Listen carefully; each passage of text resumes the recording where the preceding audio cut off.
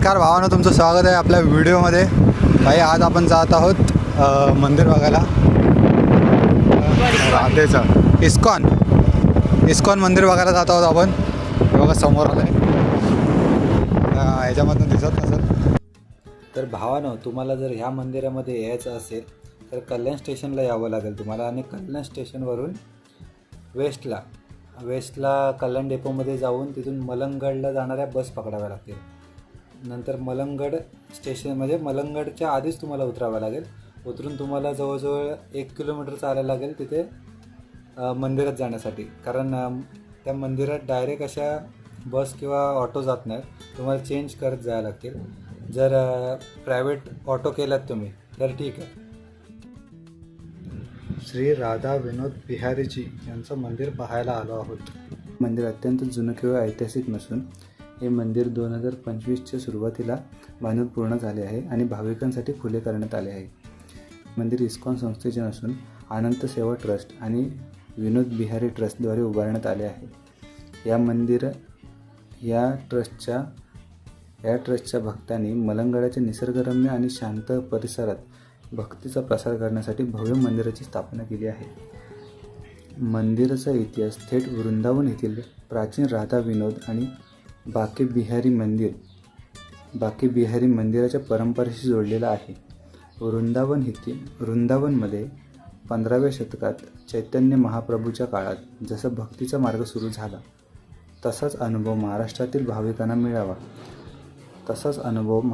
भाविकांना मिळावा या उद्देशाने हे मंदिर हुबेहूब वृंदावन मंदिराच्या धर्तीवर आणि इस्कॉनच्या रचनेसारखा पांढऱ्या संगमरवरामध्ये साकारण्यात आले आहे. या मंदिराचं बांधकाम करण्यासाठी खास राजस्थानमधून पांढरा संगमरवर मागवण्यात आला होता. मंदिराच्या भिंतींवर आणि खांबांवर कोरलेली शिल्पे भगवान श्रीकृष्णांच्या विविध लीला दर्शवते.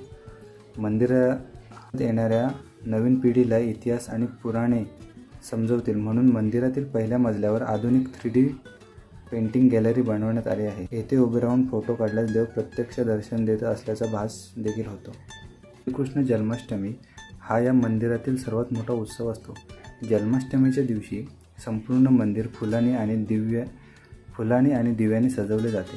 12 वाजता देवाचा भव्य महाअभिषेक होतो आणि हजारो भाविकांसाठी 56 भोग अर्पण केले जातात.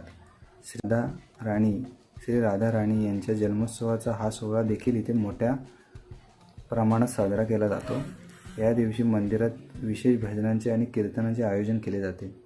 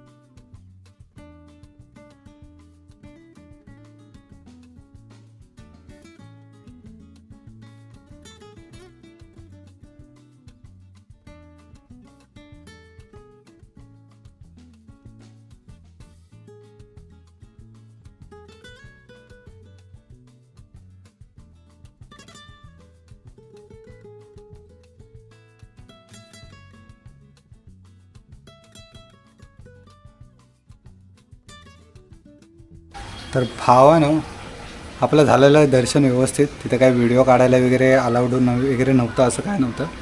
व्यवस्थित व्हिडिओ वगैरे काढून देत होते. जेवढं जमलं तेवढं मंदिर कवर केलं आहे. आणि मंदिराबद्दल काय आरतीचा टाईम टेबल वगैरे डिस्क्रिप्शनमध्ये टाकलं आहे मी. हवं असलं तिथं चेक करा, ॲड्रेस वगैरे सगळं टाकलं आहे. ओके, या व्हिडिओमध्ये एवढंच होतं. Thank you, bye.